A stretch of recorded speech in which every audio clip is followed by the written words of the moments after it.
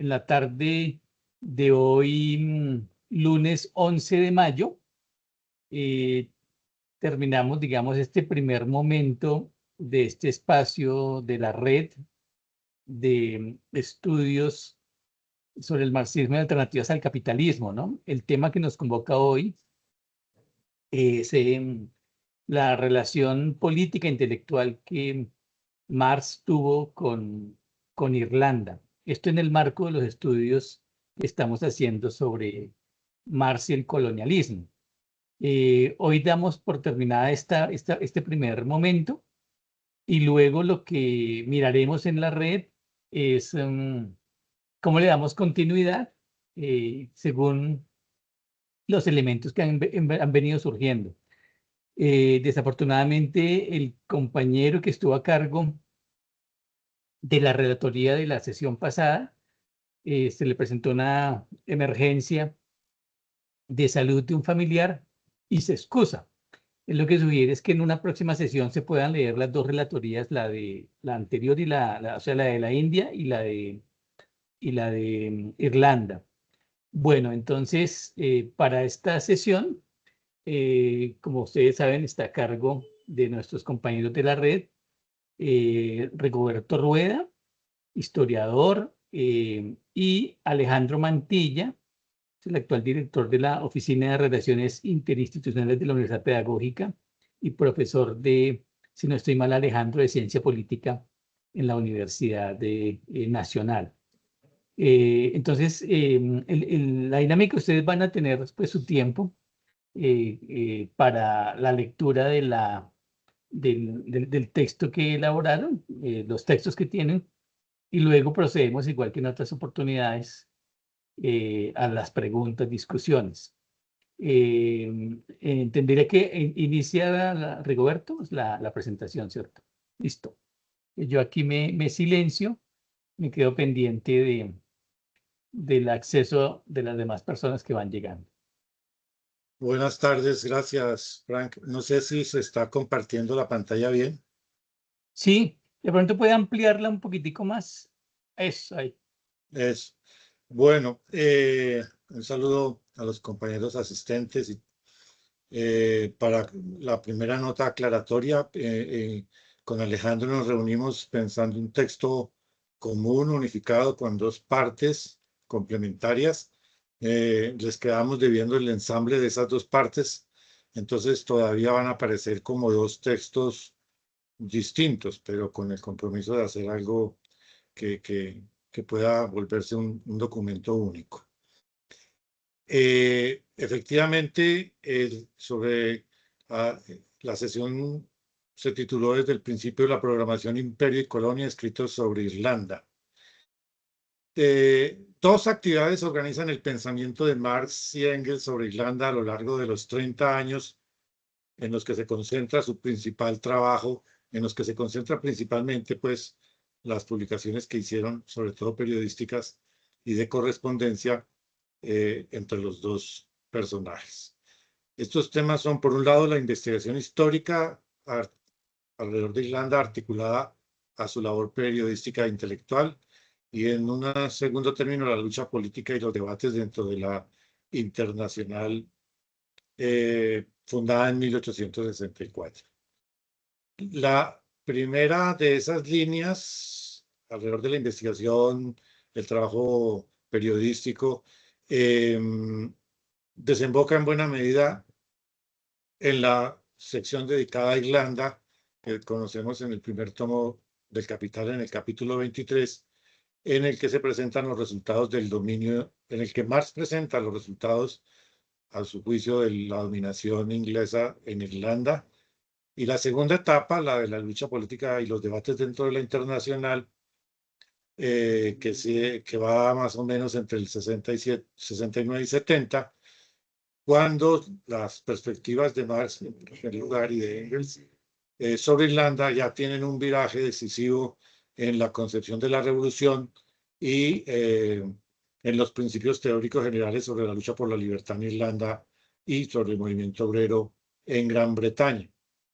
El movimiento en Irlanda es contemporáneo al surgimiento del cartismo. Son los dos grandes movimientos obreros del siglo XIX, el irlandés y el cartismo inglés en la primera mitad del siglo XX, ¿no?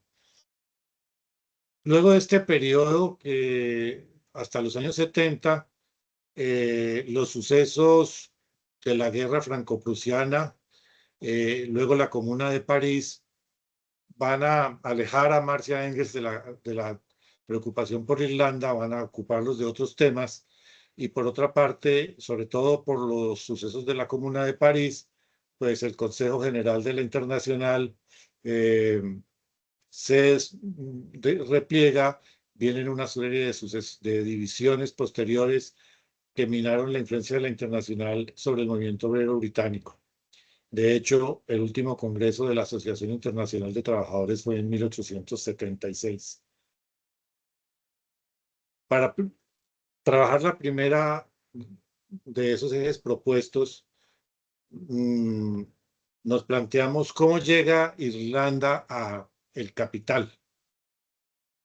¿Cuál es el proceso mediante el cual aparece entonces Irlanda en el capital? Hay muchos caminos, mirando la correspondencia, pues hay otros temas, ¿no? Pero pues aquí elegimos una línea que nos pudiera permitir llegar hasta el capital. Engels, que está en Londres entre 1842 y 1844, es el primero de los dos en escribir sobre la situación de los emigrados y obreros irlandeses en aquella ciudad, así como en algunos aspectos, también trabaja algunos aspectos de la lucha política y del movimiento de liberación en Irlanda. Esos primeros trabajos corresponden a cartas desde Londres, publicados en 1842, y que son de alguna manera preparativos para su situación de la clase obrera en Inglaterra de 1845. En esta etapa, en estos primeros textos, Engels detalla las condiciones de vida y de trabajo que enfrentaron los obreros en medio de la Revolución Industrial, y se refiere pues, también a los irlandeses como uno de los sectores que constituye la clase obrera en Inglaterra y uno de los sectores más oprimidos de ella. En la década de 1850, después de su traslado a Londres, las discusiones de Marx sobre Irlanda se vuelven más sistemáticas y trabaja varios temas. En general, hace una consideración de Irlanda como un foco de nacionalismo progresista. Para él es muy importante la situación de Irlanda como oposición a Gran Bretaña. Caracteriza a los trabajadores irlandeses como un subproletariado dentro de Gran Bretaña, y aparece entonces con ellos es un tema que es muy importante en este periodo, que es la interacción entre el tema de la identidad de clase y la identidad étnica. Hay otros temas muy importantes, porque toda esa correspondencia, si tuvieran la oportunidad de mirar, aunque nosotros seleccionamos algunas cosas nomás como para proponerles leer, pero pues hay toda una cronología de la lucha política irlandesa, perdón, en la primera mitad del siglo. Y pues también algo que aquí no está reflejado, pero pues si se puede, podríamos hablar algo de eso, un par de cosas que yo podría decir sobre el tema del movimiento feniano y el sufrimiento y la actitud y la lectura que Marx hace, pero no lo consideramos acá para seguir la línea de cómo llega Irlanda a el capital. A través de sus artículos de prensa, Marx trabajó diversos aspectos de la situación económica y social, así como de la agitación política en Irlanda. En marzo del año 53, con base en datos oficiales de la Oficina Colonial, cuantificó esa emigración, y correspondió que la mayor parte de esa emigración correspondía a la población irlandesa, que en muchos momentos de su correspondencia, de sus textos, refiere como población celta. Otra población migrante es la escocesa, pero en menor medida. Entonces, una de las cosas que ubica es entonces el tema de la migración, y va a ser muy central por las consecuencias que eso tiene y por las causas que tuvo esa migración también.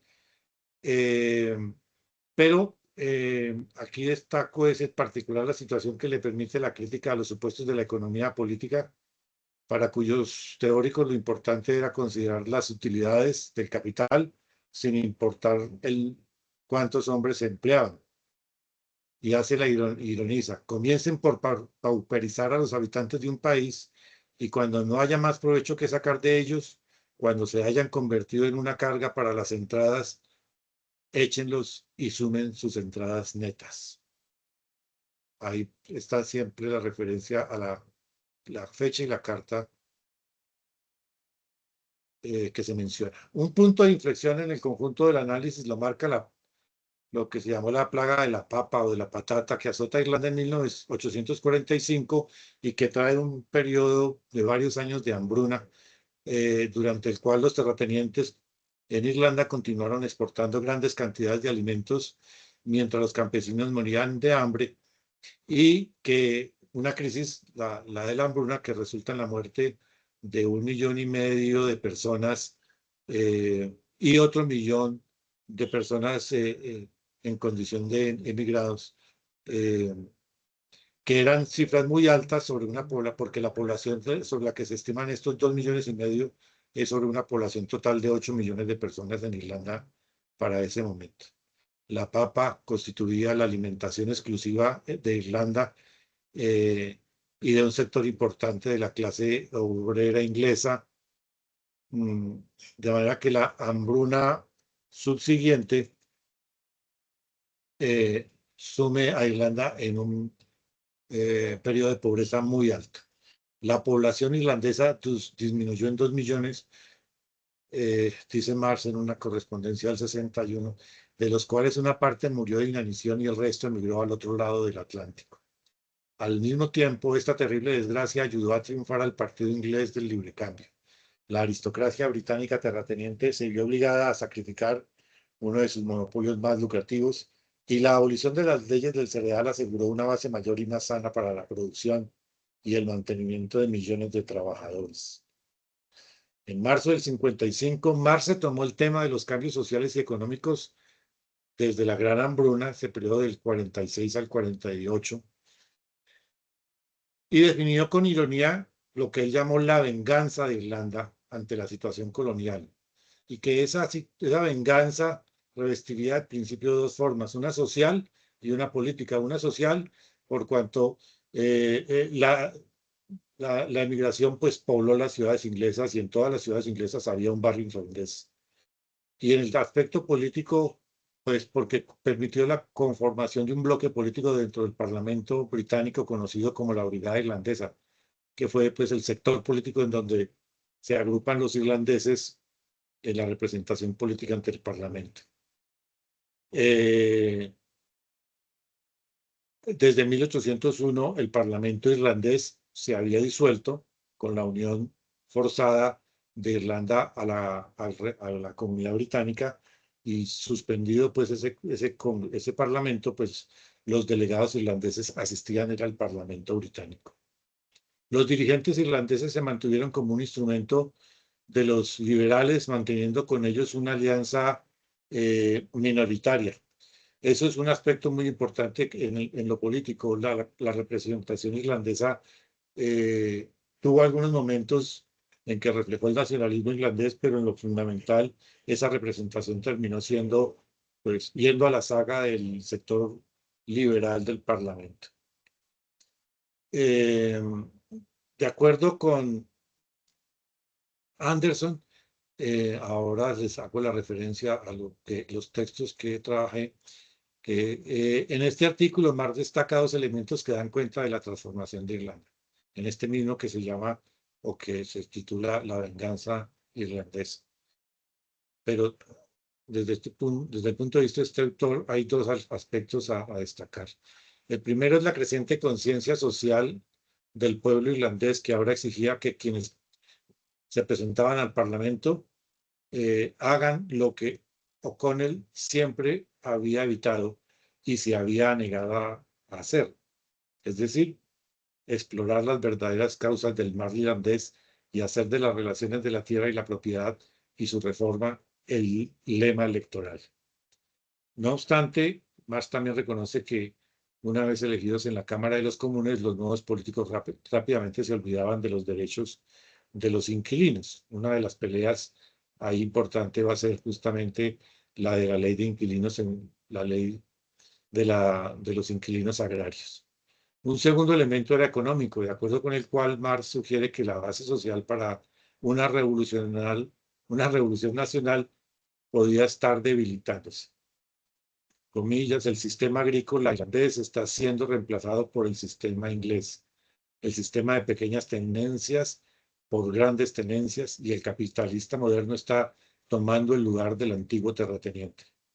Detrás de estos cambios, consideraba Marx, se encontraba la experiencia de derrota y la desesperación, tanto digamos, de dos grandes acontecimientos, la Gran Hambruna, pero la otra, una insurrección fallida que en 1848 se intentó buscando la liberación del país y el establecimiento de una república.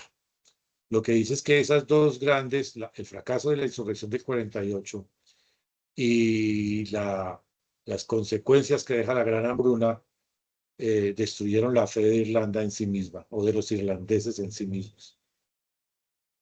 Si bien ninguno de los escritos de Marx y Engels en las décadas de 1840 y 1850 ofreció un análisis temático del problema de la liberación irlandesa, yo quise aquí retomar lo de Anderson para destacar ciertos temas recurrentes en toda la correspondencia hasta 1867. Y uno de los elementos es que ellos expresaron un apoyo expreso, digo, claro, a la lucha nacional irlandesa contra el dominio británico, y aconsejaron siempre prestar atención a las dinámicas internas de la sociedad inglesa, las dinámicas de clase. Recomendaron a los irlandeses enfocarse más en el conflicto agrario, y no solamente enfocarse en el problema entre los irlandeses y los británicos. Y era importante centrarse en el aspecto irlandés, porque mucha de la clase terrateniente era irlandesa y no británica. Otro aspecto que destaca este autor que estoy citando es que Marx y Engels instaron a los revolucionarios irlandeses a desarrollar una unidad firme con los trabajadores británicos del movimiento cartista de base.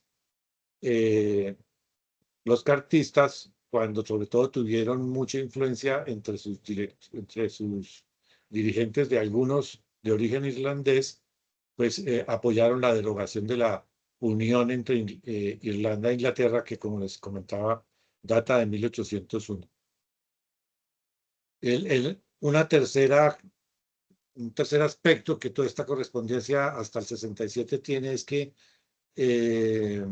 señalaron el problema de la inmigración irlandesa en Gran Bretaña, que constituía la mayor parte de la mano de obra de los que eran emigrantes, pero que esa inmigración era tanto un índice de la presión irlandesa como un factor que contribuía a mantener los bajos salarios de los trabajadores ingleses. La inmigración no era solamente un problema de composición de la clase obrera, sino además este tema de que contribuía a bajar los salarios de los trabajadores. Ya fuera en Irlanda o en Inglaterra, se referían a la situación opresiva de campesinos y obreros irlandeses para ilustrar las relaciones sociales capitalistas. Argumentaban que el dominio británico en Irlanda demostraba que el Estado británico podía ser tan represivo como los regímenes continentales, es decir, la Francia bonapartista o la Prusia de entonces. Pero un punto que se insiste es cómo, dentro de un contexto más amplio del desarrollo del capitalismo británico, la mano de obra inmigrante irlandesa obró como un reservorio de trabajo para la industria británica, e Irlanda se constituyó en sí misma como una colonia agrícola muy importante, cuyo excedente exportado ayudaba a financiar también, o ayudó a financiar también, la industrialización en Gran Bretaña. Estos son los aspectos que considero yo que están muy recogidos en el capítulo 23 del tomo 1 del Capital.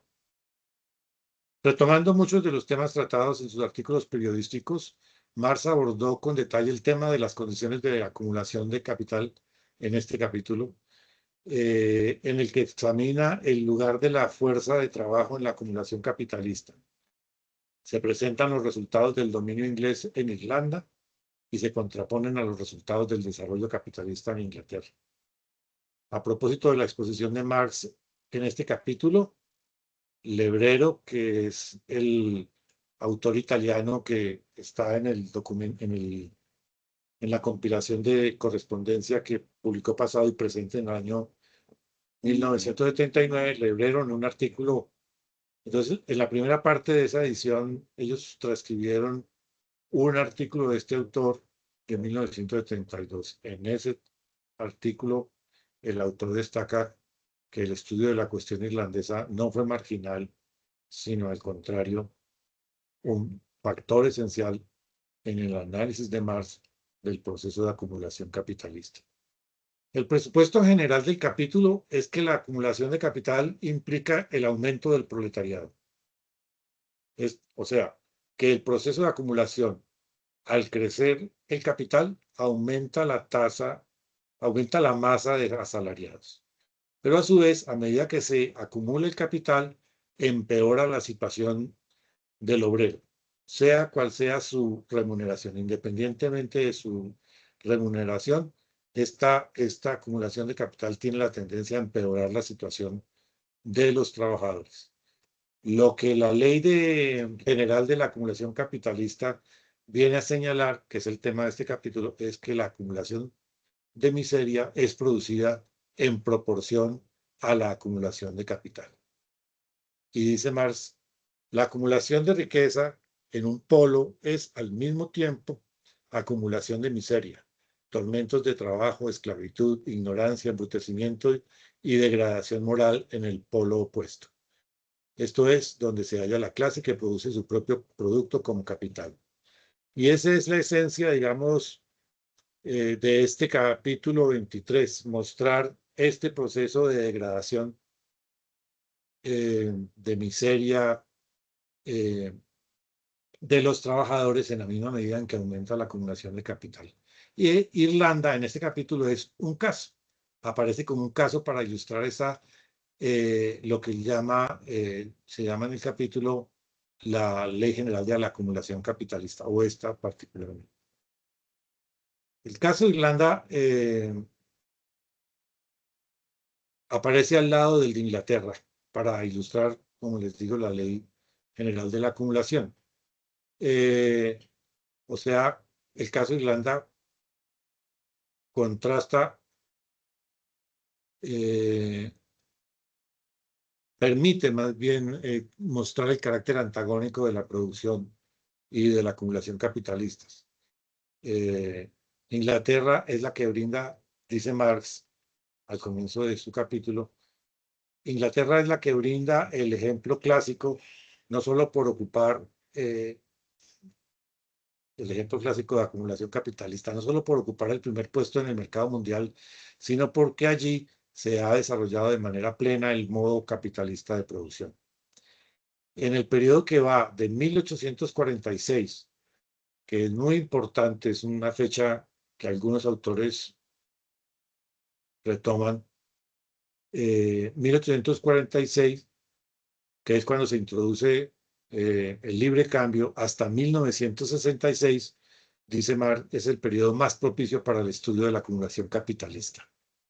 En el caso de Irlanda, el dato de partida para el análisis que hace aquí en este capítulo es justamente el aumento de la inmigración y la correspondiente disminución de la población en Irlanda.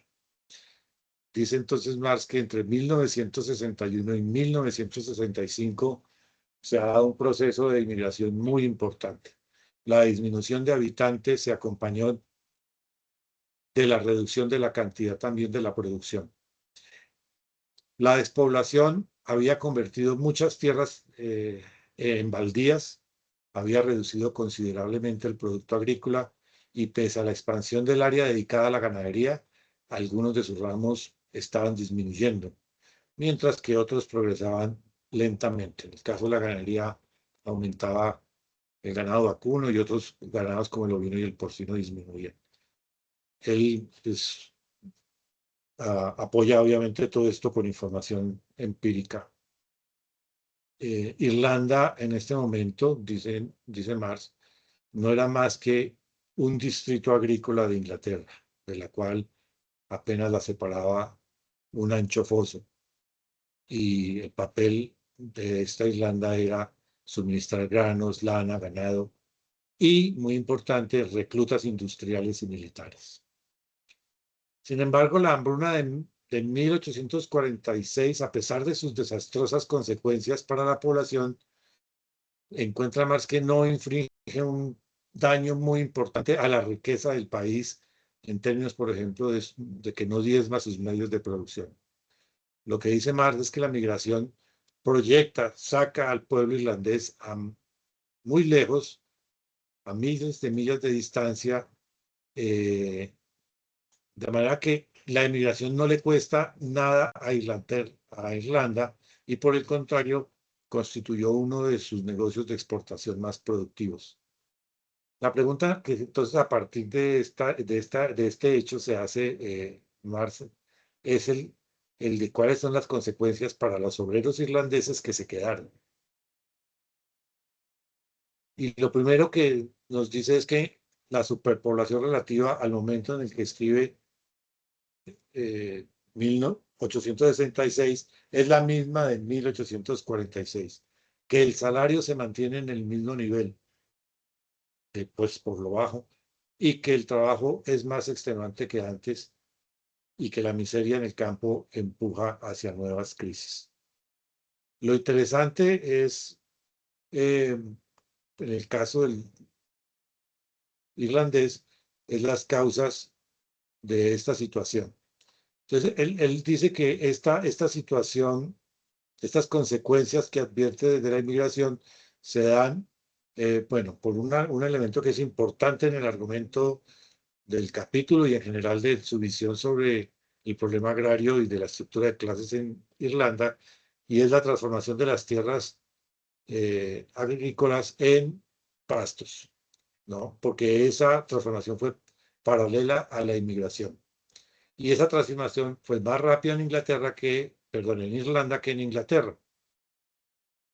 Pero la otra causa es que la competencia de la agricultura capitalista pues se lleva por delante a los pequeños y medianos arrendatarios y que esa situación pues llevó a la producción de nuevos asalariados. La miseria de la población rural constituye el pedestal de gigantescas fábricas, dice Marx en algún momento, hablando de esa expulsión de trabajadores hacia la industria. Finalmente, la despoblación, más allá de casas vacías o de caseros arruinados, dice, tuvo efectos permanentes en la baja total del consumo, que a su vez impactó en el mercado interno, sobre todo a nivel de tenderos, artesanos, pequeños industriales, de manera que cada éxodo migratorio eh, arrojaba, dice él, a una pequeña parte de la clase media al proletariado. El examen sobre el caso irlandés en este capítulo del Capital cierra considerando aspectos como el salario obrero agrícola o las dificultades que pasaban los obreros calificados, aún ese tipo de trabajador, no solamente los obreros más precarios, y lo hace documentando con las fuentes contemporáneas hasta llegar al tema de la concentración de la tierra, a ese proceso que se facilita por la desaparición de las pequeñas fincas arrendadas en favor de las grandes propiedades. Cierra el capítulo diciendo que con la acumulación de la renta de la tierra en Irlanda, corre pareja la acumulación de los irlandeses en América. El irlandés, desplazado por vacas y ovejas, reaparece allende el océano como feniano. Y frente a la vieja reina de los mares se alza amenazante y cada vez más amenazadora la joven y gigante república. Después de la publicación del Capital, en 1800, de la primera edición del primer tomo del Capital, en 1867, Marx se involucra de manera más decisiva en los asuntos de Irlanda a través de su participación en la internacional. Y eso es el, el- el, el elemento pues, que junta con la segunda parte de la presentación. Yo dejo ahí.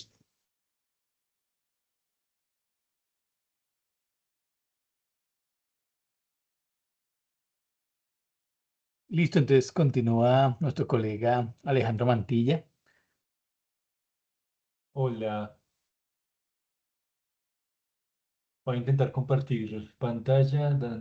Bueno, buenas noches. Perdón que yo estoy aquí como un testigo protegido porque no hay buena luz acá. Creo que ya se está viendo la pantalla, espero. Sí, sí, Sí, ya, perfecto. perfecto. Muy bien, bueno, como decía Rigoberto, pues yo voy a retomar donde él lo deja, ¿no? Porque estamos hablando de la redacción del Capital y la publicación de la primera edición del primer tomo, como bien dice Rigoberto, y yo me voy a ocupar más sobre el debate de Irlanda en la primera internacional. Bien, más o menos eso es como la tarea que tengo. Yo voy a ser un poquito más fragmentario que Rigoberto y un poquito más corto, pero pues la idea es que vayamos conversando. Em, Bien, voy a ir leyendo, haciendo pausas y pues explicando un par de puntos. Marx e Irlanda a propósito de la clase, la nación y la estrategia política. La cuestión de Irlanda muestra la lucidez con que Marx y Engels comprenden de manera creativa y rigurosa el problema de las clases sociales, la nacionalidad y el colonialismo en una situación concreta. Esa comprensión permite una revisión de la estrategia política de la clase obrera europea y los patriotas revolucionarios irlandeses en una coyuntura específica. La perspectiva de la Primera Internacional a finales de los años 60 del siglo XIX. A continuación, defenderé algunas tesis sobre la aproximación de Marx a la cuestión irlandesa con base en los textos leídos y recuperando lo ya expuesto por el compañero Rigoberto. Primera tesis o primer apartado sobre el trabajo de Marx y su aproximación a Irlanda. Al revisar los escritos de Marx, encontramos que su investigación refleja cambios en la lectura política de la situación irlandesa. Como ya lo contaba Rigoberto, algo que me parece clave de estos textos sobre Irlanda es que Marx varía de posición. Es decir, él no desarrolla siempre la misma tesis. Aquí lo que tenemos es un pensamiento en movimiento conforme cambia la coyuntura, pero sobre todo conforme él entiende ciertos movimientos políticos. Bien, esos cambios los llevan a reconsiderar la perspectiva política del movimiento obrero de su tiempo. A finales de 1869, Marx reconsidera las tesis defendidas en los años 50 y en la coyuntura de 1867 para defender una mayor relevancia de la centralidad estratégica de la lucha independentista de los patriotas irlandeses. De ahí que en la carta a Engels del 10 de diciembre de 1869, Marx plantee que hay que poner la palanca en Irlanda. Con esa frase, Marx muestra el giro que tiene su análisis frente al año 1867, pues en ese entonces tiende a darle la agencia casi exclusiva a la clase trabajadora inglesa por encima del pueblo irlandés, como se nota en los discursos preparados para el internacional. Yo creo que hay una gran diferencia, y lo conversábamos con Rigoberto en estos días, entre la lectura que hace Marx en los 50, pero sobre todo en el 67, en los debates en la internacional, con el giro del 69. Porque cuando uno mira lo que escribe en el 67, él está muy concentrado en cómo la clase trabajadora inglesa puede de alguna manera intervenir en la situación de Irlanda. En el 69 hay un giro, y el giro creo que tiene dos partes. El primero es insistir en la importancia del movimiento patriota irlandés y el segundo en la importancia de la independencia irlandesa para el conjunto de la clase trabajadora europea. Y ahí hay un giro que, quiero insistir, va a ser muy importante para la argumentación de Marx. No obstante, cuando dice que hay que poner la palanca en Irlanda, Marx no está defendiendo el patriotismo burgués y ni siquiera un nacionalismo revolucionario, si me permiten parafrasear a Diego Montaña Cuéllar. Más bien está considerando la importancia de un pueblo colonizado en la lucha de la clase obrera europea en su conjunto.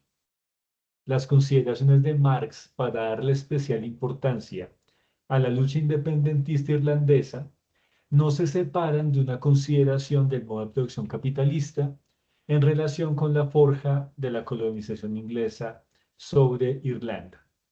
En ese punto, lo que quiero destacar es el cambio de posición de Marx, pero sobre todo, cómo Marx cambia el énfasis, insisto, en la agencia. En la agencia ya no está en la clase trabajadora inglesa, sino que tiene también una gran relevancia lo que puedan hacer los patriotas irlandeses en la lucha contra el colonialismo inglés. En ese marco, el cambio de lectura de Marx sobre Irlanda muestra su capacidad de ajustar su perspectiva política conforme varían los acontecimientos y estudia con mayor profundidad un asunto específico.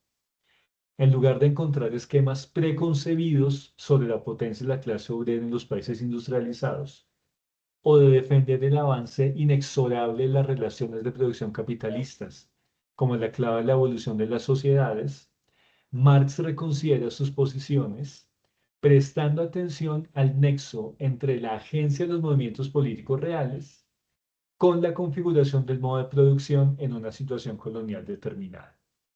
En otras palabras, y a propósito de algo que dijo Frank en las sesiones anteriores, creo que mucha de la lectura de colonial que se ha hecho de Marx, o de ciertas lecturas clásicas, muchas que beben del marxismo soviético o del marxismo de la Segunda Internacional, se asume que Marx tiene como una posición sobre los países colonizados. Cuando aquí lo que vemos es que Marx va cambiando de posición conforme él va leyendo, sobre todo la agencia política, en este caso, de la lucha de los patriotas irlandeses. Esa es como la primera tesis. Pasemos a la segunda. La relación entre el desarrollo del capital y la colonización inglesa. Retomando lo ya expuesto por Rigoberto, un punto nodal de la elaboración de Marx es la administración de la sobrepoblación en Irlanda por una combinación de métodos directamente represivos y de política económica, a propósito de la hambruna de la papa y sobre todo de la emigración. La población irlandesa es administrada por el capital colonial, que genera una presión que obliga a la clase trabajadora irlandesa a emigrar para así liberar tierra cultivable que empieza a disponerse en pasturas para la ganadería aprovechable por los grandes terratenientes ingleses. El aumento de la emigración coincide con el aumento de la tierra controlada por los terratenientes, así como la reducción de la tierra cultivada en alimentos aprovechables por la población colonizada, lo que es causa de la hambruna y de la sobreexplotación del trabajo y el territorio. En suma, ¿qué encontramos acá? Y Rigoberto pues, lo planteó de manera muy clara. El punto clave para entender el nexo entre la formación de las relaciones de producción capitalista con la formación social colonial específica, en este caso tiene que ver en cómo se administra, se controla y se disciplina la sobrepoblación irlandesa para presionarla de tal forma que sean obligados a emigrar y de esa manera generar un control territorial que beneficia a los terratenientes ingleses, lo cual genera un cambio que aparece tanto en los discursos de Marx del 67 como en el Capital del mismo año. Un control entonces que genera un cambio en la disposición de la tierra y sobre todo una relación directa entre el manejo de la sobrepoblación, según el señor Malthus, con el manejo directo pues, de la territorialidad y de la manera como se produce en Irlanda. Por eso entonces Marx muestra que la clave del desarrollo capitalista no radica únicamente en la promoción de procesos de industrialización o en la introducción de las relaciones de producción capitalistas en la escala nacional de las colonias. Más bien se trata de imponer formas de control de la propiedad, del excedente y del desarrollo de procesos de disciplinamiento de la clase trabajadora para aumentar o bien el plusvalor o bien la renta de la tierra. Por lo anterior, la ley general de la acumulación no se realiza de una sola manera, sino que depende de las circunstancias concretas en que se forjan las formaciones sociales. En nuestro caso, en la manera en que la colonización genera formas de disciplinamiento de los trabajadores y el control efectivo de la propiedad, en este caso la propiedad agraria.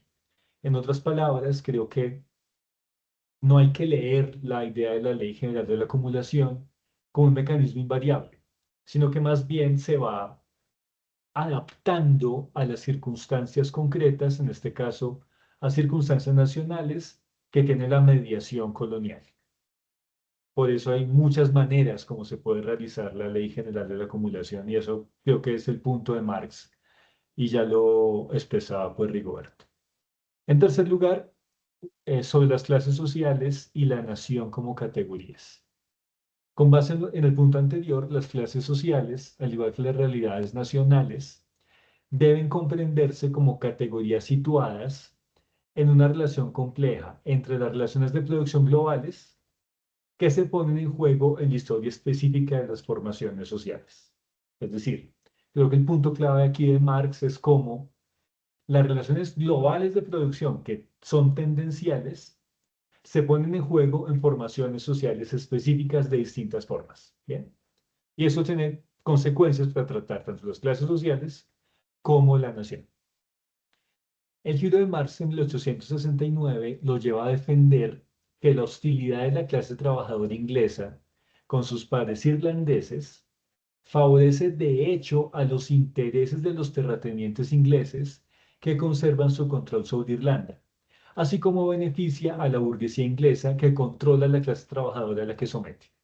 En resumen, facciones distintas de las clases dominantes se ven beneficiadas con la división entre los trabajadores de dos nacionalidades diferentes.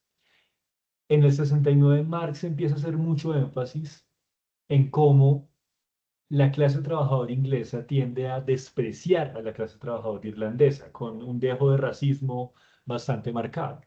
Pero Marx insiste en que la burguesía inglesa atiza esa división nacional para favorecerse a sí misma al controlar de esa manera a la clase trabajadora inglesa, pero también para beneficiar a los terratenientes que, siendo ingleses, controlan la tierra en Irlanda. ¿Sí? En ese marco, insistir en que esa división de la clase trabajadora en dos vertientes nacionales favorece de hecho a dos facciones de las clases dominantes en Inglaterra.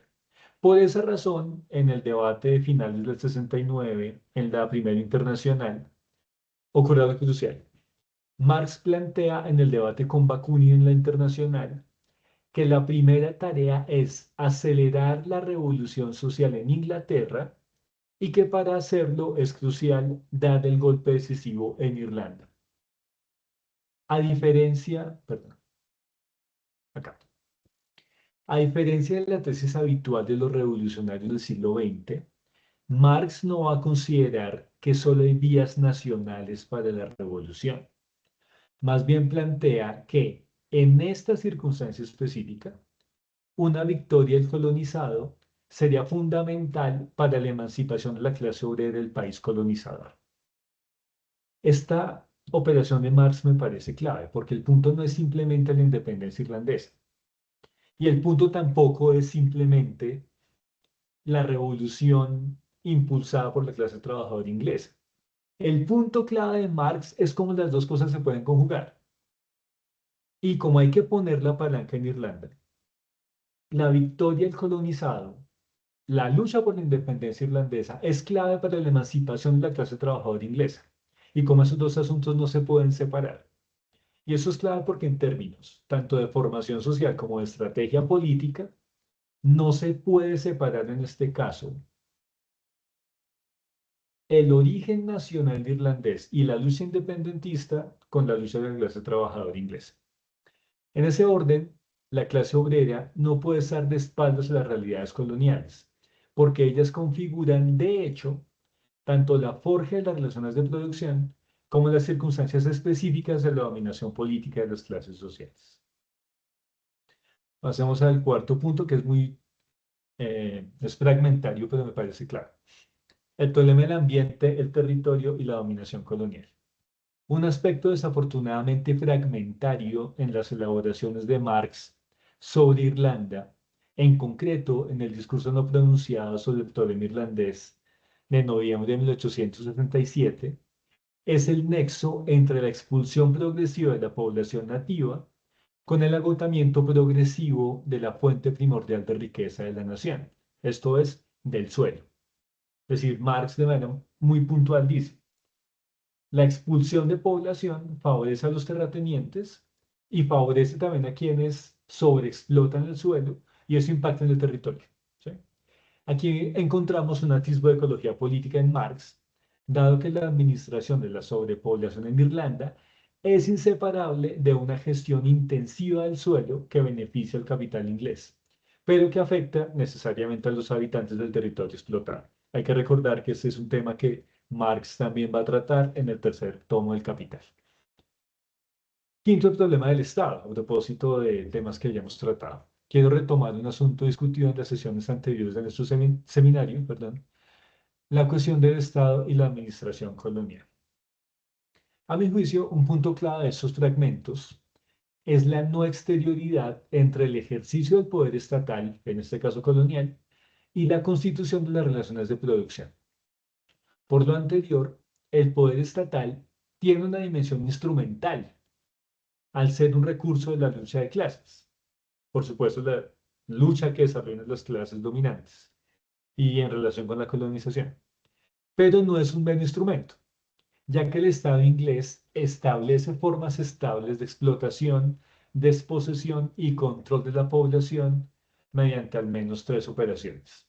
Uno, administra la población irlandesa, regulando la emigración con mecanismos de política económica. Dos, regula la renta de la tierra y los aranceles sobre Irlanda. Y tres, reprime a los patriotas independentistas. ¿Cuál es el punto? Una cosa es decir que el poder estatal tenga una dimensión instrumental, porque de hecho en estos casos favorece a las clases dominantes, con las tres dinámicas que vemos, el tema de la regulación de la emigración, de la renta de la tierra y de la represión a los independentistas. Pero una cosa es que haya una dimensión instrumental del poder estatal y otra cosa es que sea un instrumento. Porque de hecho la clave del papel del Estado acá es establecer las formas estables de explotación, de la desposesión y el control de la población. Para el caso irlandés, la represión de los luchadores patriotas irlandeses es inseparable del disciplinamiento de la clase trabajadora en su conjunto, incluida la clase trabajadora inglesa. Y como ya lo dijo Rigoberto, de ahí que Marx compare al Estado inglés con el bonapartismo francés o el autoritarismo prusiano. Por lo anterior, la democracia liberal inglesa es la contracara complementaria de la represión sobre Irlanda, así como el poder terrateniente se complementa con el desarrollo de la burguesía industrial inglesa. En suma, la política económica inglesa es inseparable del control de la población de la fuerza de trabajo y de la represión a los revolucionarios. En suma, el rol del Estado implica en la administración colonial la regulación de las relaciones de producción y su constitución para estabilizarlas y también una dimensión que es inseparable, que tiene que ver con controlar la clase trabajadora y disciplinarla y por supuesto reprimir a los revolucionarios independentistas. Me parece que en ese orden aquí hay un papel del Estado que es complementario, tanto la constitución de las relaciones de producción como el ejercicio puntual de la represión, y cómo tal vez la democracia liberal inglesa no se explica sin la represión, casi que bonapartista, si se me permite el término de Marx, sobre la población irlandesa. Y quiero terminar con una reflexión contra el pensamiento suprahistórico. En su presentación, Rigoberto citaba el trabajo de Kevin Anderson, Marx en los márgenes, que ha sido una guía importante en este debate. En ese libro, Anderson cita a Erika Werner, quien sostiene que, para Marx, la lucha por la autodeterminación nacional de Irlanda no implica la defensa de la autodeterminación como un postulado universalizable ni un principio válido en cualquier coyuntura. Más bien, la clave es, cito a Erika Wenner, el papel constructivo que tenía el nacionalismo en promover la revolución internacional. Y me parece que esto es clave para entender cómo procede Marx en buena parte de los debates sobre la situación colonial. Más que buscar principios suprahistóricos o principios universalizables, creo que Marx opera intentando entender cómo se configuran coyunturas específicas, ¿sí? Por eso entonces, Marx defiende la autodeterminación nacional de Irlanda como una posibilidad de la independencia irlandesa para fortalecer la lucha de la clase trabajadora inglesa, dándole a los dos la misma importancia. Pero eso no quiere decir que Marx defienda la autodeterminación nacional sin más. Creo que una manera de entender cómo opera Marx frente a las situaciones coloniales tiene que ver con tratarlas como coyunturas específicas. Y como aquí esa defensa de la autodeterminación nacional irlandesa no puede separarse de la revolución internacional, que es lo que en última le interesa a Marx y por supuesto a la Asociación Internacional de Trabajadores en esta coyuntura. Muchas gracias, no les quito más tiempo por ahora.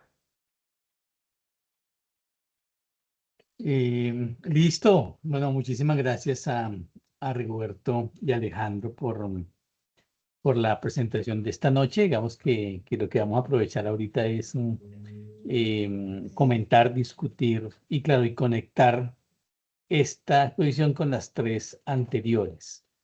Nos ofrecen un planteamiento en el que Marx y Engels, fundamentalmente Marx, van articulando una lectura del problema irlandés y pasa por mecanismos de la acumulación de capital, pero tiene unas connotaciones posteriores al capital de análisis político, de agencia política y de estrategia política, de estrategia anticapitalista y de los centros de posibles tormentas revolucionarias en el periodo en que están escribiendo esto. Es importante que también hemos logrado en el seminario articular ese texto, la investigación de Marx en el Capital, con estas otras maneras en que Marx polemiza, problematiza y no solamente utiliza como insumos para tesis mayores, sino también pone una serie de debates en ciertos periódicos. Ciertas fuentes son publicadas en periódicos más radicales, lo que vemos en la correspondencia, ¿no? Y sin duda la tribuna de la Internacional y los debates en la Internacional, en el periodo propio de la Internacional, la primera Asociación Internacional de los Trabajadores, es también un escenario mucho más político de estrategia, de debate, de análisis de posibilidades, en el que sin duda es la agencia de los oprimidos el elemento pues, que está al lado del debate de la acumulación. No es un proceso que va a la acumulación del capital, sino que está todo el proyecto de esta red que era la Asociación Internacional, y por eso el análisis, estos nuevos elementos que aparecen, además de la clase obrera, aparece el problema nacional. Bueno, ya lo tenían el problema nacional, y qué implica el problema nacional de estas sociedades coloniales, de diferentes tipos coloniales, ¿no? Que también me parece es importante que ustedes han señalado, porque Irlanda es un tipo de colonia, pero es distinta al mecanismo colonial en la India, o al mecanismo colonial de los franceses en Argel, y esa atención a la especificidad histórica de las formaciones sociales aquí resulta supremamente interesante, ¿no? De lo que ustedes nos han mostrado y de las conexiones que nos ofrecen. Entonces tenemos el tiempo que resta para entrar a analizar, discutir, eh, polemizar los planteamientos que ustedes nos han traído. Damos entonces inicio a esta a este segundo apartado de la sesión de estudio de hoy. Yo tendría una primera, o dos asuntos para pensarlos, ¿no? Uno es que efectivamente me llama mucho la atención, porque los debates de la internacional son debates de agencia política, ¿no? Y del problema de la cuestión nacional. Es decir, cómo, porque a veces también se ha dicho que Marx tiene la idea del proletariado internacional, del sujeto. El sujeto es el proletariado internacional organizado.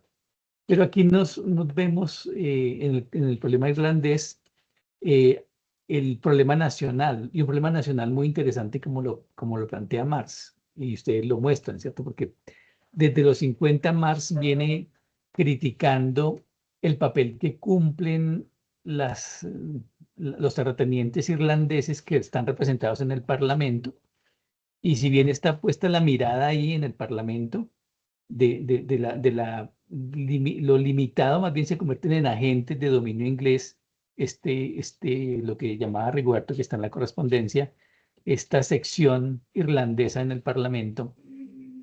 Luego la agencia se desplaza del Parlamento, o la no agencia de los irlandeses se desplaza a una idea de nación, pero es una idea de nación en el caso irlandés, y es también una pregunta para ustedes, que yo creo que en las últimas análisis de Marx en la internacional es porque lo llega a plantear como en Irlanda lo que habría es una revolución anticolonial, pero de carácter agrario anticolonial, en donde el campesinado, porque es donde se concentra el problema de la tierra, está en el campesinado.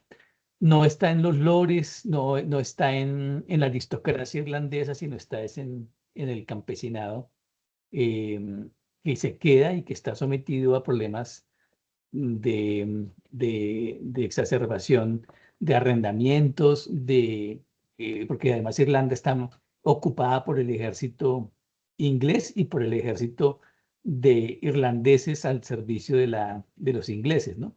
Pero yo noto ahí es el elemento, el problema nacional irlandés como el problema agrario, el problema de la tierra, que además va a ser muy útil, fue muy útil en los debates de América Latina en la década del 60 y 70, ¿no?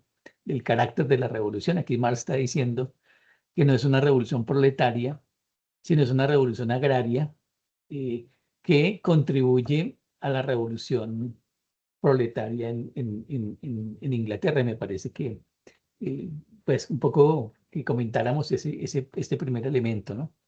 Y el segundo elemento es, bueno, porque además Günther Frank va a trabajar a su tesis de la dependencia como el desarrollo y el subdesarrollo, o sea, qué es lo que pasa en América Latina, que se desarrolla es el subdesarrollo. Entonces, mientras Europa se enriquece, América Latina se desarrolla el subdesarrollo. Está muy tomada del planteamiento sobre Irlanda, ¿no? Pero yo creo que también, claro, hay una denuncia de Marx de lo que pasa con la hambruna, pero creería yo, digamos, en la lectura de los textos de Marx, Marx también prevé una línea, es decir, claro, hay un agotamiento del suelo y hay un agotamiento de las fuerzas sociales, de los trabajadores, de los campesinos enfermos, famélicos, sometidos a hambrunas, despoblada, un proyecto colonial de despoblamiento de los más duros del siglo XIX. Pero el elemento es que también Marx ve que que al fin y al cabo, eso es parte, ese proceso, también hay la integración al capitalismo, hace que Irlanda genere condiciones de modernización capitalista, o sea, de agricultura capitalista que convierte los campos y que por eso lleva a lo que dice Alejandro devastación y empobrecimiento del suelo, que es lo que hace la agricultura capitalista, que socava las bases, digamos, naturales del suelo. Pero es una vía de desarrollo capitalista en últimas. Hay un desarrollo del capitalismo, que creo que es lo que Gunder Frank, o bueno, o parte de la gente de la dependencia, retoma, digamos, la imposibilidad de que aquí se desarrolle el capitalismo, o que es un capitalismo absolutamente deformado, bueno, que sería como el otro. Pero serían como los dos puntos con los que quisiera que dialogáramos, de, de, de lo que encontramos en estos materiales que ustedes seleccionaron. Miremos si hay otras preguntas y retomamos, eh, si alguien más desea participar, comentar.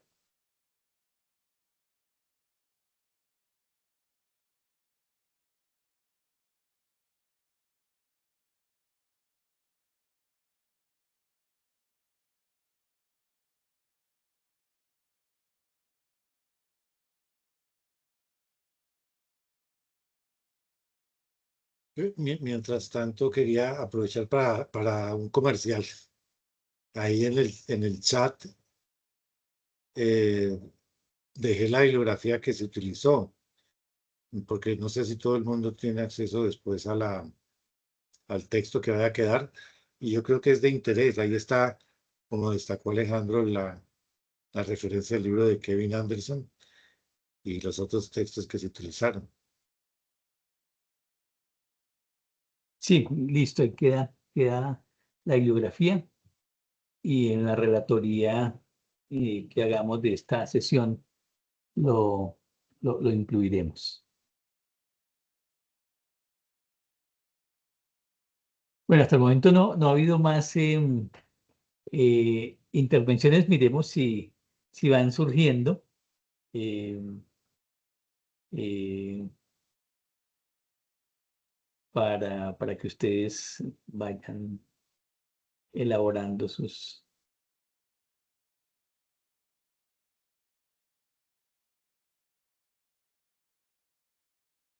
Bueno, yo podría decir algo sobre lo que planteas de lo agrario, que me parece que es clave, pero es una anotación muy puntual.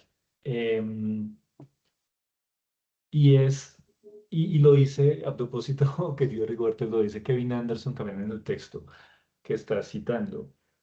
En uno de los textos, ay, se me perdió, oiga, no me acuerdo. En una de las cartas, no, aquí está. Una de las cartas de Marx a Engels del 67, en la carta del 30 de noviembre, Marx dice algo que es clave para el debate, y es que él hace como una especie de tres puntos de reivindicación que pueden ser importantes para la cuestión irlandesa. Y él dice, lo que los irlandeses necesitan es, primero, gobierno autónomo e independiente de Inglaterra. Agita la independencia, pues. Segundo, revolución agraria. Los ingleses no pueden hacérsela ni con la mejor buena voluntad, pero pueden darles los medios legales para que la hagan por sí mismos. Hay algo que es bien interesante, y es igual en el 67, y eso lo planteamos. Él sigue dándole mucha fuerza a la influencia que Inglaterra tiene sobre Irlanda, pero su propia emancipación. Luego va a decir, bueno, eso no tiene mucho sentido.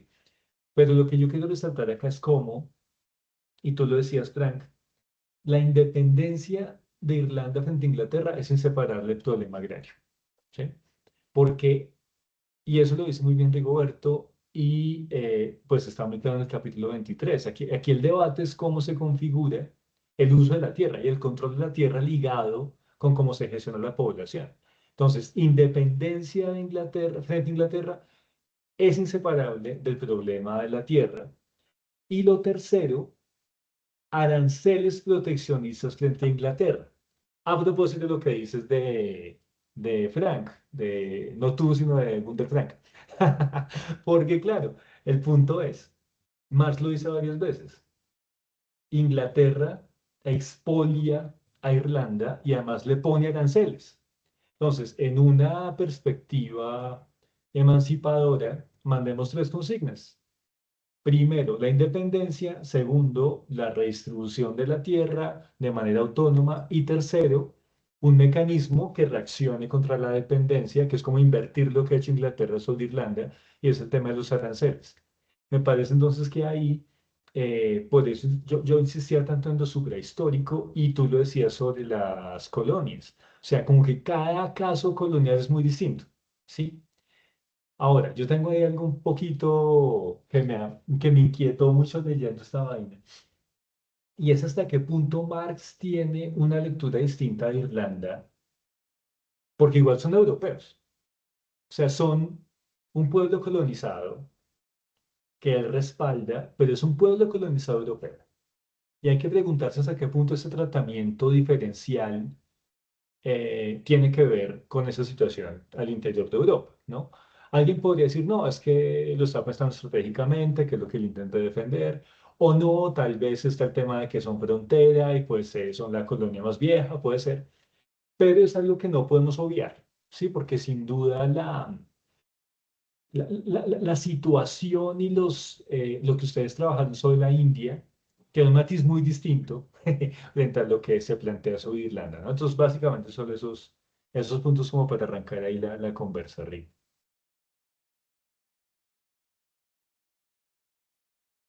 Mm, para que la vayan teniendo en cuenta, entonces Natalia pregunta, Alejandro mencionaba que la ley general de la acumulación no es invariable y se va adaptando. ¿Puede aclarar nuevamente en el caso de Irlanda cómo se dio esa variación?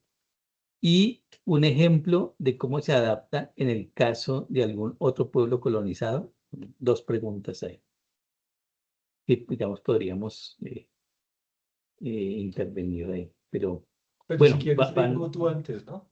Sí.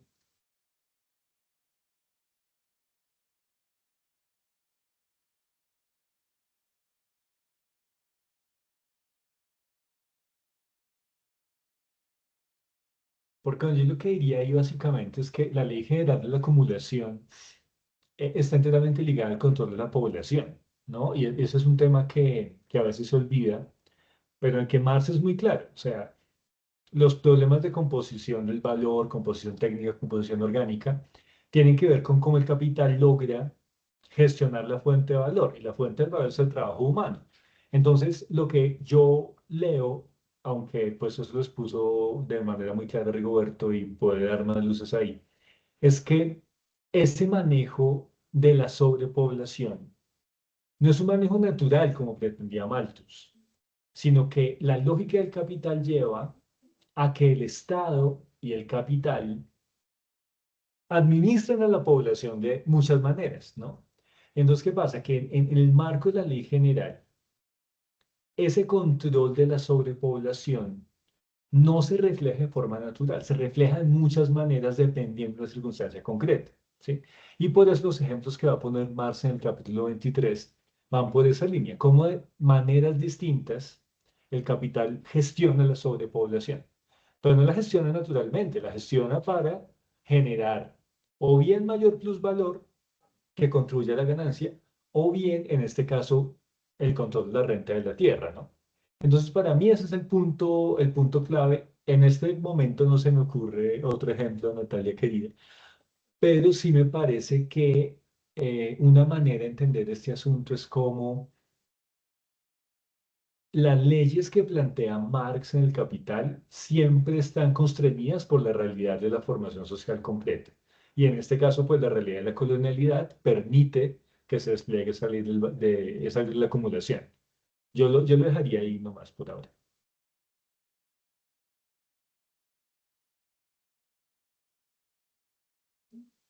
Yo estaba pensando en la particularidad, una particularidad específica, muy específica y destacada todo el tiempo por Marx en el caso de esa gestión o ese control de la superpoblación, como dice en ese capítulo famoso, es la inmigración. Eso es una particularidad enorme y distintiva del caso irlandés. La inmigración está íntimamente ligada pues a la crisis de la hambruna, pero luego resulta que es funcional para la acumulación inglesa, ¿no? O sea, la inmigración permitió o sea, incidió en la inviabilidad, digamos, o impidió la industrialización irlandesa en favor, pues, del modelo agroexportador, dijéramos así, y de la migración de mano de obra a Inglaterra. ¿Ya? Esa es una particularidad, me parece la más importante. En el capítulo 23, pues él no toma otros casos distintos a los de Inglaterra misma y de algunas de sus regiones, pero pues interesado en eso, la pauperización, la pobreza, la miseria, bueno, muy ilustrado y con datos de la época, con información oficial y tal. Pero en el caso irlandés es muy interesante. Muy particular el tema de la migración. Interesante iba a decir es la comparación permanente entre la situación polaca y alemana respecto de la situación irlandesa e inglesa. Ahí hay que explorar eso un poquito más porque está en la correspondencia, no lo leímos, pero hay siempre una evocación a que es muy parecida a esa situación, en la medida en que son inseparables los análisis, ¿no? La situación polaca de la dominación alemana, la situación irlandesa de la dominación inglesa. Una particularidad que yo siento que deja más clara es que en el caso, digamos, nacional inglés, la contradicción de la acumulación capitalista es abiertamente económica. Se trata de la opresión social de clase. Pero a esa situación en Irlanda, la diferencia está en que esa opresión, además de económica, o sea, sí, de la contradicción económica escueta que genera opresión típica del capitalismo, está la cuestión nacional, que esa es la otra particularidad, ¿no? Del caso inglés. La cuestión nacional no va a emerger en cualquier tipo de explotación económica o en cualquier caso de acumulación de capital, sino solo en los casos en que, en que la dominación extranjera plantea esa doble condición, ¿no? La lucha contra la opresión social y a la vez contra la opresión nacional. Esa es la particularidad, ¿no? Ahora, es muy importante en el caso ya particularmente de Inglaterra y Alemania, la implicación que tiene es porque por la incidencia de los irlandeses en la composición misma del movimiento obrero inglés. Y esa pelea justamente es que es insistente en Marx que vimos en pelear o en plantear el problema de que el movimiento obrero inglés, tiene que zafarse de ese perjuicio con los irlandeses, que eso va, digamos, a ser también muy notable en el movimiento obrero posterior, pero sobre todo, como señalaba Alejandra ahora, en beneficio de las clases explotadas, ¿no? De las clases explotadoras. La división nacional de la clase obrera fue maximizada por las burguesías. En Estados Unidos eso es clave años después, ¿no? Justamente aprovechando las bases nacionales de las inmigraciones que conformaron la clase obrera en Estados Unidos. eh, y yo recuerdo que eso todavía se reflejaba en el cine que a mí me tocó, ¿no? Los policías irlandeses, que es típico en el cine gringo, ¿no?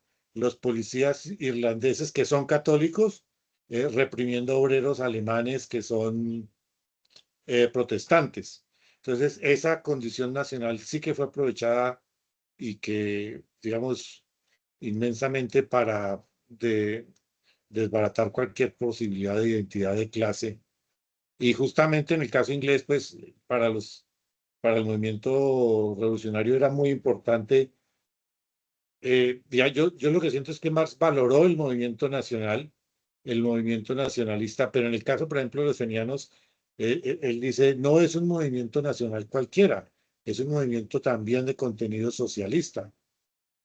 y eso es importante para pues, reforzar algo que se decía que no es solamente una cuestión nacional la que le interesa a Marx destacar aquí.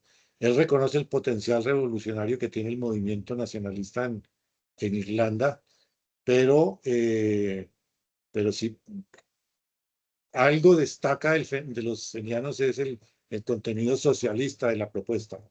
Ya se distanciará más de los métodos, él es más prudente en el tema del terrorismo. Él dice que el terrorismo no es, pues en el juicio que él hace de las acciones armadas de los fenianos, que les gustaba la dinamita y bueno, eso, él dice, eso tiene un problema en las consecuencias por cómo afecta a la población, cómo se puede, el uso político que puede tener eso por parte de las clases dominantes y se distancia un poco de esa actividad conspirativa, ¿no? Pero volviendo al punto, creo que sí es importante la insistencia de él en que, por lo menos en el seno del movimiento inglés, esos prejuicios nacionales deben erradicarse, ¿no? Insiste mucho en eso, como una condición del movimiento obrero.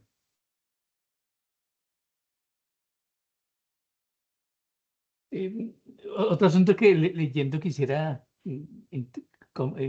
invitarlos a comentar, ¿no? En los debates de la internacional,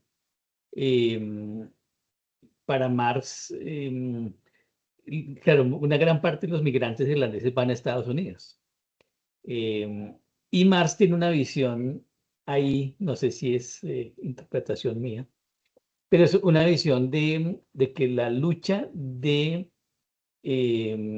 digamos, toda esta corriente democrática norteamericana que está en la guerra civil, la abolición de la esclavitud, el golpe a los terratenientes esclavistas del sur, y la necesidad, porque parece que en la internacional hay una discusión de no solamente las asociaciones de trabajadores de Estados Unidos, sino de los digamos, bueno, en ese momento no, digamos, los antiesclavistas son los republicanos. Lincoln tiene una muy buena visión de Lincoln más, de esa, lo está leyendo como una posibilidad, y que esa corriente política y de base, digamos, de base política antiesclavista, liberal en el sentido no del Partido Liberal, sino liberal democrático burgués, está la importancia de que los trabajadores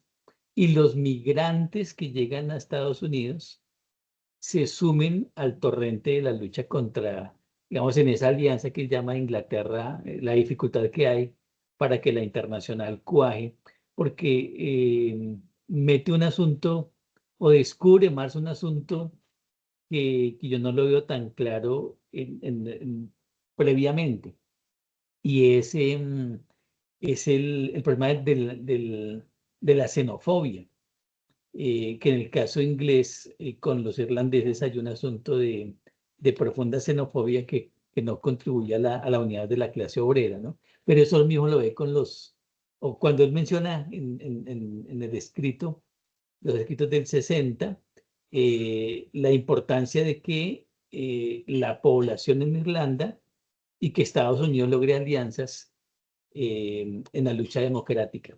Porque es un planteamiento estratégico, me parece interesante. Es de clase, pero también es de bloques, eh, porque, digamos, incluso uno pensaría hoy dónde cuáles son los centros de la tormenta revolucionaria contra los blancos del capitalismo hoy, ¿no? Oriente Medio, ¿dónde es el asunto? ¿Dónde puede dársele el golpe? ¿Cuál es la palanca que hay que mover? Marx lo ubica en el problema irlandés, pero lo conecta también con Estados Unidos. Y me parece que ese pensamiento estratégico es supremamente interesante.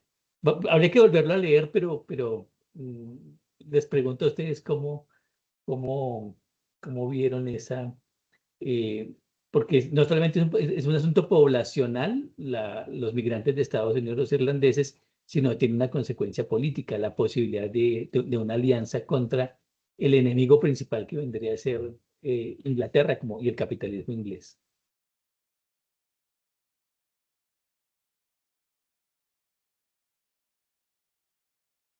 Voy a hacer de aguafiestas con ese planteamiento tan importante, pero es que tenía una cosa antes que se me pasó, porque es importante, ustedes lo plantearon, creo que Alejandro y Fran también, pero es que en la edición esta de pasado y presente que se llama Imperio y Colonia, esa que miramos, hay muy adelante un extracto, porque ahí son varios extractos, es un extracto del tercer volumen del Capital, en el que se cita un pasaje en el que Marx está hablando de la renta de la tierra. Eso, pues, para los más curiosos, está en la página 136 de ese texto.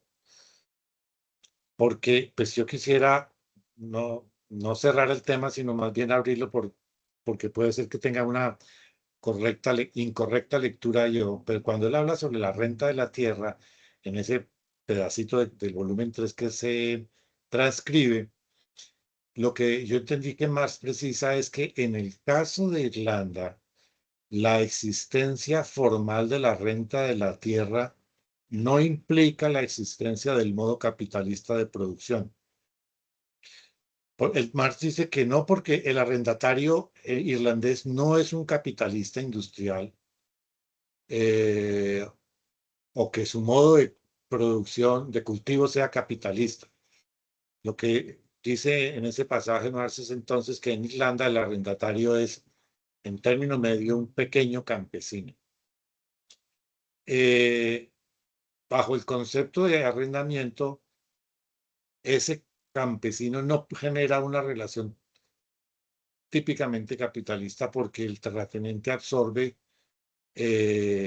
no solo una parte de ganancia del campesinado, sino una parte del salario que en condiciones, mm, que en otras condiciones obtendría por la misma cantidad de trabajo. Entonces, a este campesino se le expropia su trabajo por parte del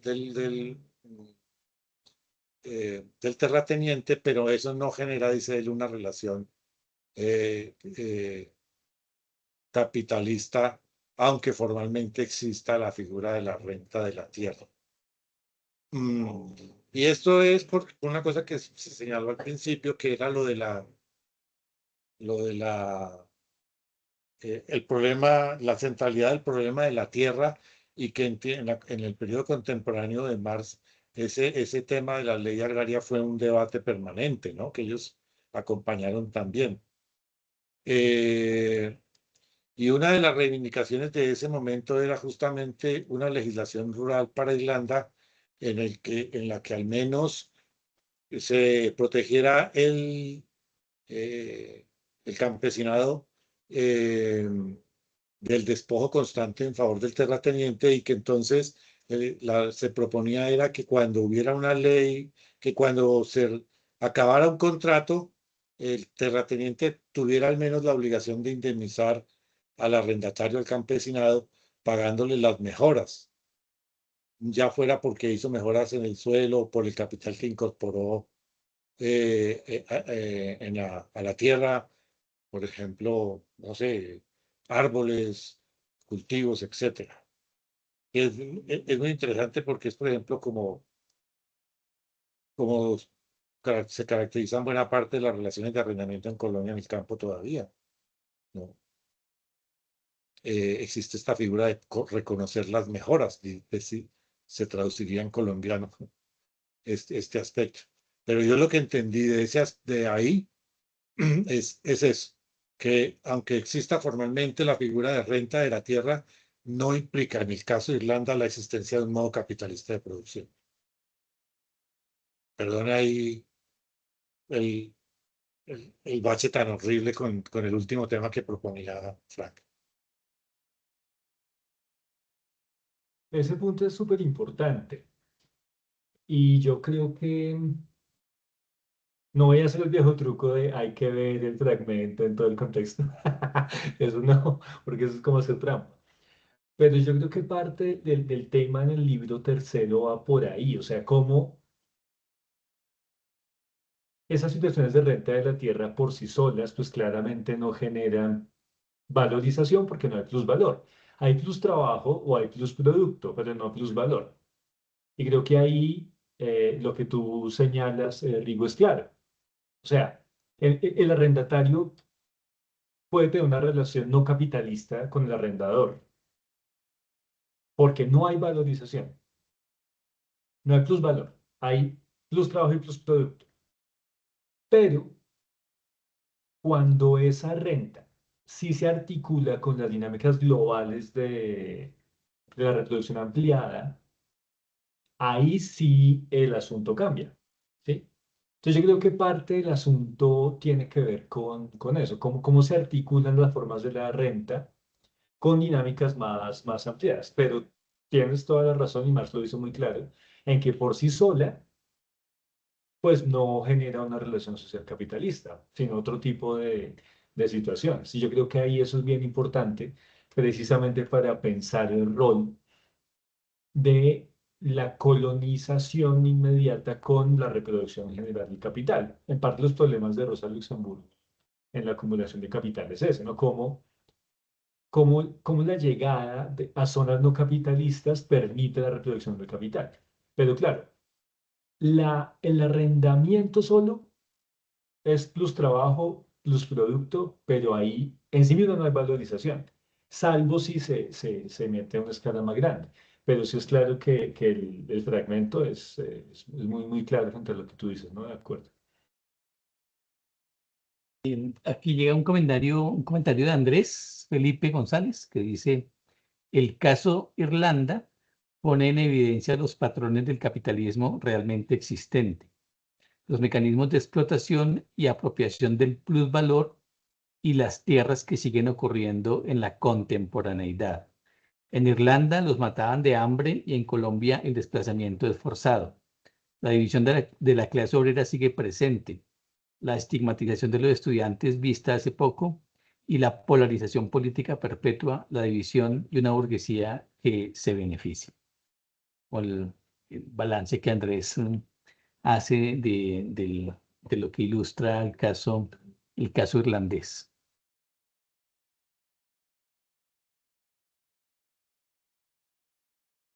Bueno, y sobre Bueno, Estados Unidos yo solo voy a decir que merece la pena más adelante mirarlo con detenimiento, porque incluso se editó hace unos añitos, ya no tan pocos, las cartas entre Marx y Lincoln.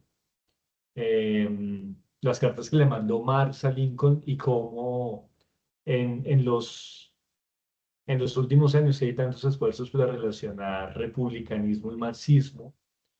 El compilador intentaba como mostrar si por ahí se podía ver como un origen, ¿no? Pues yo creo que ese es un tema que sí merece la pena porque Marx interviene de manera muy puntual en la coyuntura de la guerra de secesión de manera muy clara. O sea, él toma partido muy claro por el norte, pero sí merecería la pena que más adelante le echaremos un ojito a eso porque está enteramente ligado con lo que decimos. claro. Hay unos temas como en estos 20 minutos que nos quedan, y hoy terminamos estas tres primeras sesiones, pero la idea es mantener el espacio y acordar cómo vamos a seguir. Entonces, temáticamente, el profesor Miguel Urrego había planteado que quería explorar, no sé si Miguel nos acompaña ahorita, si está aquí en sala, nos había planteado el interés de abordar la cuestión de China en Mars, Ujú. o sea, esa mirada de China, eh, pero están, digamos, que van quedando pendientes del seminario.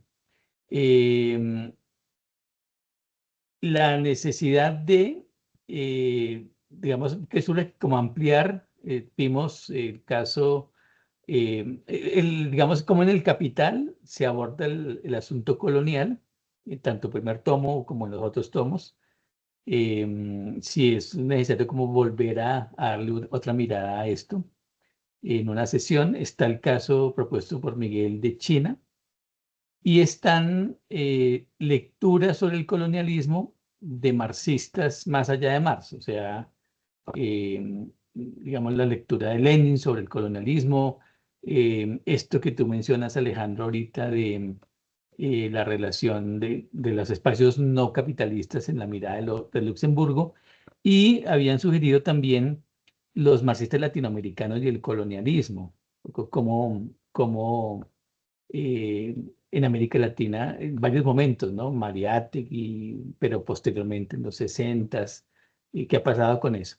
Entonces, no, como para proyectar hacia dónde va el seminario y cuándo nos volvemos a encontrar. Estábamos haciéndolo mensualmente.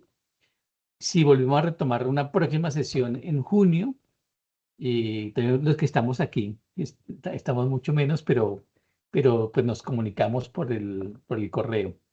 Entonces, ya que está Miguel, preguntarle si tiene todavía la intención y si alguno de los aquí presentes o alguna de las presentes quiere participar también en la presentación pues, como hemos venido haciendo, si se elabora un texto, se discute, se pone en consideración. Profesor Urrego, ¿sí está por ahí? Para que Profesor nos... Molano, sí, estoy aquí siguiéndoles juiciosamente. Sí, no hay problema. Yo puedo presentar finales de junio eh, el tema de la guerra del opio y la visión de Marx sobre los sucesos en China. Ya que la próxima sesión podría ser dedicada a China. Ahí tendría Miguel que enviarnos como qué documentos para ponerlos en circulación Sí, en la gente del seminario. Y obviamente si alguien más acompañaría a Rigoberto en esa sesión sobre China. Digamos, esta idea de dos comentaristas es interesante. Eso es como lo primero. Y luego, bueno, entonces Miguel plantea continuarla en junio para también preguntarles a ustedes aquí si hacia finales de junio, bueno, en sí, Colombia estos son los son vacaciones, intersemestrales, ¿no? No sé si pero mucha gente junio, sigue, julio. no, aunque mucha gente sigue trabajando sin ningún problema y menos en estas redes, como que no sería un obstáculo, ¿no? Yo Para, tendría una propuesta, Frank. sí, señor. En junio, digamos, con la presentación del caso de China que presentaría Miguel Ángel, se cerraría este ciclo de Marx mismo. ¿Cómo es que decía Marx en sus letras? Más en su Eh, tinta. Marx en su tinta. Y creo que sería un cierre perfecto para, digamos, hacer como un ciclo ahí y luego ver cómo se recoge. Y el periodo intersemestral se puede aprovechar para eso. Y más bien proyectar para agosto, tal vez julio, un segundo ciclo, que yo creo que podría ser, recogiendo lo que ahora comentaba, alrededor de Lenin y Luxemburgo.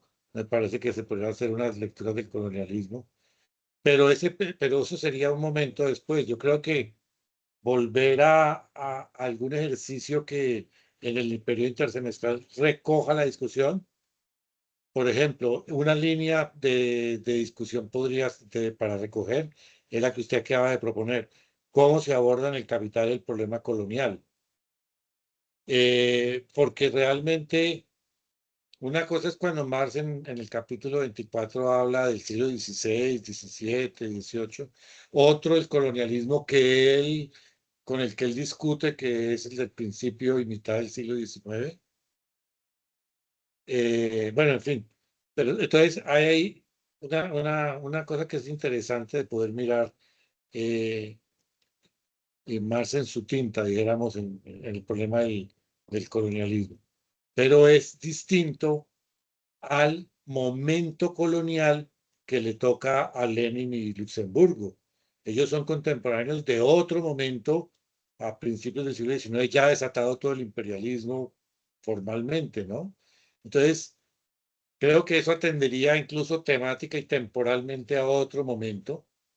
Entonces sí sería bueno que antes de saltar a esta lectura de Lenin y Luxemburgo, cerráramos con esos momentos del colonialismo hasta cuando a Marx le toca. Porque justamente cuando él deja, es cuando se desarrolla toda esta expansión imperial de Europa Occidental sobre África, en fin. Y luego Listo. yo sí creo que eso sí sería ya para el semestre entrante, pero sería muy chévere mirar a algunos autores latinoamericanos, porque sí debemos hacerlo, que es mirar el tema colonial tratado en América Latina. O sea, querían dos temas, junio, julio. Junio, y ya que está aquí también Alejandro, junio estaría China. También invitamos, y por el correo, invitamos a alguien más que acompañe a Miguel en la presentación como el debate de la relación colonial que analiza Marx con China. Es también un caso, porque no es directamente controlada China toda, sino pedazos de China. No hay una compañía de las Indias occidentales, orientales allá. Entonces, ese sería un tema. Y julio, como una vuelta al lugar que en el capital tiene el colonialismo. O sea, tomo 1, 2 y 3, como intentar hacer una exploración por ahí, que podría ser a varias voces, digamos, como plantear unos temas y seleccionar algunos elementos del capital, conectándolos con la primera sesión que fue acumulación originaria, ¿no? Pero luego cómo eso sigue. Hoy Rigoberto y Alejandro nos presentaron Irlanda, que es un apartado especial, pero sería ya para julio. Entonces, nos Incluso para ponemos, julio podría ser esa una línea y la otra línea, porque es además una cosa que los autores contemporáneos que han vuelto sobre estos temas insisten, y aquí lo han señalado Alejandro y Fran, es que es rescatar esa otra línea que no es la del capital, sino sería el tratamiento del colonialismo en el trabajo periodístico, dijéramos, de Marx, si se puede decir así. Esa ya, podría ser otra línea en la que listo. algunos de los compañeros del colectivo podrían también trabajar, ¿no? Listo, sí, sí, sí, porque entonces el trabajo de resúmenes, correspondencia, de lo que está, digamos, la actualidad de lo que están viviendo y lo que presentaba hoy Alejandro, y es como la internacional es un escenario de discusión muy duro sobre estrategia y de balance de hacia dónde se orienta la lucha revolucionaria. Sí, sí, porque aunque pueda sobrar decirlo, permítame, la internacional no es ni una cosa unívoca, no es monolítica, no hay una sola corriente, ahí convergen sindicalistas, anarquistas, bueno, de todas las cosas, ahí se reúnen Bakunin, ahí hay mucha gente, la internacional no es una cosa homogénea, y de hecho la correspondencia sí muestra eso, ¿no? Las tensiones que hay, por eso la lucha que tiene que dar Marx al interior, la pelea que tiene que dar al interior por posesionar sus lecturas sobre Irlanda, no es homogénea. Y de hecho, lo que las lecturas revelan es que son los ingleses los menos favorables, curiosamente, a la causa irlandesa, ¿no? Entonces, sí, eso no es homogéneo, pero bueno. Entonces, y por otra razón, añadiría que ustedes también han señalado, y es que eh, se ha menospreciado el trabajo, digamos, de investigación y de periodístico que hay allí, como si no hubiera tenido, como ya se dijo, un desarrollo, una evolución y una envergadura teórica y un diálogo con los trabajos teóricos propiamente, eh, y como que si fuera literatura menor en Marx, ¿no? Como que de ahí no hay nada que recoger sustancialmente. Entonces puede ser esa otra línea, la del trabajo periodístico. Yo creo que habría compañeros a los que colegas, compañeras, compañeros que les podría interesar esa segunda línea. Sí, de acuerdo. O hay una que a mí me llama mucho la atención y es una parte, o bien, Una parte la presentó Frank hace unas semanas. Y son esos últimos trabajos sobre antropología, la comuna rural rusa. Ahí hay vainas bien bacanas. Y además porque Frank fue muy claro en que la edición en español que sacó García Linera es de lo más incompleto. Entonces sería chévere mirar eso de lo que de manera un poco imprecisa llaman sociedades primitivas o cosas así, ¿no? Más bien la pregunta por las sociedades precapitalistas y cómo el último Marx trata eso, eso es bien, eso puede ser también interesante más adelante. Nos salimos a veces de lo colonial en algunas situaciones, pero es bien productivo para mirar sobre todo esa producción del último Marx, que es bastante original frente a lo que venía haciendo, ¿no? Esa es otra posibilidad también para que se la podamos mirar. Pero eso de lo periodístico es muy potente, es muy potente. Listo. De hecho, de lo que estamos hablando, seguiríamos unos buenos meses con Marx en sus letras, porque sin duda esta relación con lo antropológico veíamos que no es curiosidad adicional, sino cómo opera el capitalismo cuando se encuentra con estas sociedades, que no es Irlanda, sino es otras culturas, otras dinámicas. Esa es una línea de trabajo. La otra, yo sí, llamaría a la relación que más tiene con la Guerra Civil Norteamericana y la abolición de la esclavitud en relación con el capitalismo, mejor dicho, con la acumulación de capital. 3, el caso de China. 4, este lugar. Hay como casi para todo el resto del 2026. Lo que podríamos hacer es que en una reunión que hagamos del equipo impulsor de esto, tomemos lo de hoy y le hacemos una propuesta a las personas que han estado en el seminario de lo que seguiría. Pero en principio tomaríamos en junio lo que Miguel propone. Decir, en junio, antes de la próxima sesión, mandamos la programación que sigue.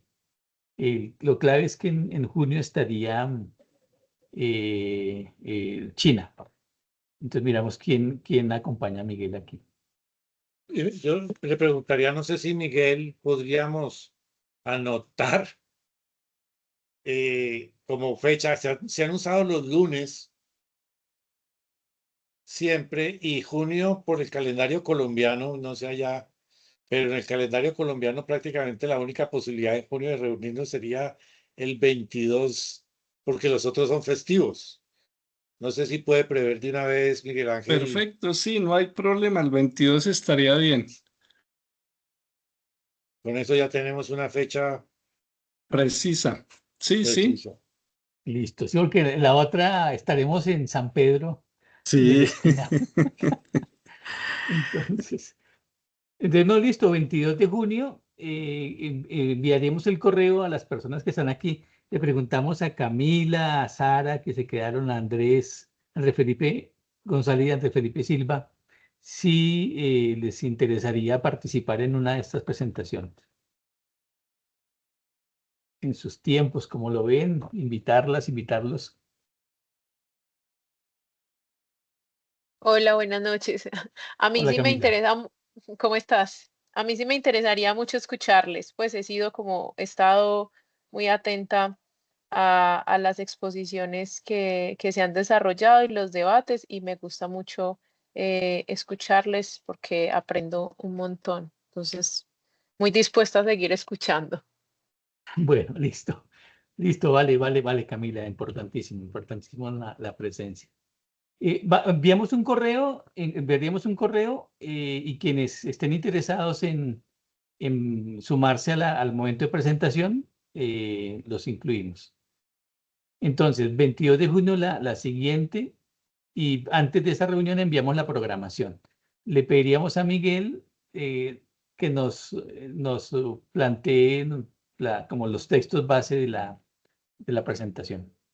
Sí, yo voy a enviar un libro completo, pero de ahí voy a hacer la sugerencia de una serie de artículos donde Marx hace referencia a la guerra del opio, al Tratado de Nankín, como la coyuntura de mediados del siglo XIX. Él los escribe en 58. Entonces me voy a concentrar básicamente en el tema de la guerra del opio, pero el texto es más amplio e incluye trabajos de Engels de otro momento, del 76. Entonces, cuando envíe el correo, dejo abierto el espacio por si alguien quiere trabajar los primeros artículos o los últimos. Si no, pues me concentro, si no hay nadie, pues hago un poquito más amplia la presentación, incluyo otros temas. Perfecto. Listo. Yo les dejé en el chat. Esta es una edición de los artículos periodísticos de Marx que hizo Mario Espinosa hace ya hartos años. Está muy bien editado y es bastante completo. Al menos está mucho de lo que hemos conversado. Están algunos, profe Miguel, de los de China. Están algunos de los más relevantes. Y para lo periodístico, ese es un muy buen trabajo, me parece, de compilación. Ese los dejo para que lo aprovechen porque realmente es bastante bueno a mi juicio. Creo que los podemos enviar en el correo, esos materiales. Creo que tenemos ya el de Kevin Anderson en español, en PDF, lo podemos enviar también. Alejandro colocó aquí el cuaderno 72 del pasado y presente, donde está el tema irlandés. Pues. Listo, entonces esa es la agenda. Quedamos pendientes y el próximo encuentro sería junio 22. Listo, buenísimo. Bueno, descanso, feliz descanso. Bueno, ahora Muchas Bueno, gracias, buenas noches. nos hasta vemos. luego. Hasta luego. Chao. Gracias. muchas gracias.